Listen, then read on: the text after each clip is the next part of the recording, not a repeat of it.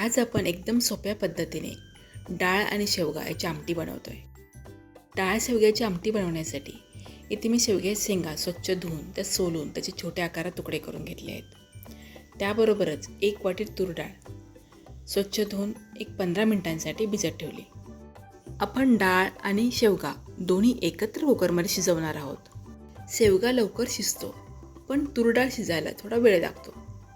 म्हणून मग तूर डाळ 15 ते 20 मिनिटं भिजवून घ्यायची, म्हणजे दोन्ही एकाच वेळी छान शिजले जातात. डाळ न भिजवता जर शेवग्याबरोबर शिजायला ठेवली तर शेवगा खूपच जास्त शिजला जातो आणि त्याचे डाळीमध्ये सगळे तुकडे होतात आणि ते मग नीट खाता येत नाही. आता मी कुकरमध्ये भिजवलेली तूर डाळ, शेवग्याच्या शेंगा, एक मध्यम आकाराचा मोठ्या आकारात चिरलेला टोमॅटो आणि पाव चमचा हळद घेतली आणि डाळ आणि शेवगा बुडेल इतपतच पाणी घातलं आहे. खूप जास्त पाणी घातलं नाही, नाहीतर ते कुकरमधून सगळं बाहेर येतं.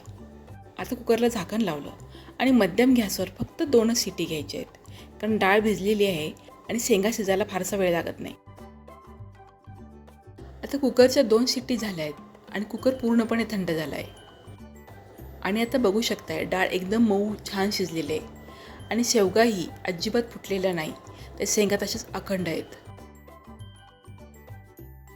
आता आमटीला फोडणी देऊ. त्यासाठी कढईमध्ये मी 2 चमचे तेल गरम करून घेतलं. तेल चांगलं गरम झाल्यावर मोहरी घातली.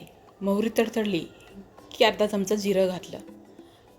त्याबरोबरच कढीपत्ता आणि 7 ते 8 लसूण पाकळ्या खलबत्त्यामध्ये जाडसर ठेचून घातल्या. तर लसूण पाकळ्या थोडासा रंग बदलेपर्यंत मंद गॅसवर परतून घेतल्या आणि मग लगेचच त्यामध्ये एक मध्यम आकाराचा कांदा बारीक चिरून घातला. आता कांदा चांगला मऊ होईपर्यंत परतून घ्यायचा आहे. आता कांद्याच थोडासा रंग बदलला, कांदा चांगला मऊ झाला. या कांद्यामध्ये छोटा पाव चमचा हळद, 1 मोठा चमचा कांदा लसूण मसाला आणि चवीनुसार मीठ घातलं. आता हे तेलामध्ये एखाद्या मिनिटासाठी छान परतून घेतलं. मसाले परतून झाले की यामध्ये शिजवलेला डाळ आणि शेवगा घालायचा. त्याबरोबरच आवश्यकतेनुसार पाणी घालायचं आणि पाणी शक्यतो गरम घालायचं, त्यामुळे आमटीला लगेच उकळी येते. आता गॅस फुल्ल करायचा आणि आमटीला चांगली छान उकळी येऊ द्यायची. एक उकळी आली की गॅस मध्यम करायचा आणि फक्त 2 मिनिटांसाठी ही आमटी आपल्याला शिजवून घ्यायची, कारण डाळ आणि शेवगा चांगली शिजलेला आहे. ही शेवगा डाळीची आमटी थोडीशी पातळच असते आणि यामध्ये मसाले खूप कमी प्रमाणात वापरले जातात. ही शेवगा डाळीची आमटी तुम्ही भाताबरोबर खाऊ शकता किंवा नुसती पिऊही शकता. ही आमटी प्यायलाही खूप छान लागते.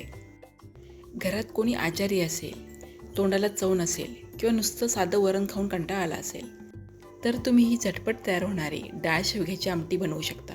आमटीमध्ये तेल, मसाले, तिखट खूप कमी प्रमाणात वापरलेलं आहे, तरीसुद्धा ही आमटी चवीला खूप छान लागते. ही साधी सोपी डाळ शेवग्याची आमटी तुम्हाला कशी वाटली? कमेंट नक्की करा. व्हिडिओला लाईक आणि शेअर करा. धन्यवाद.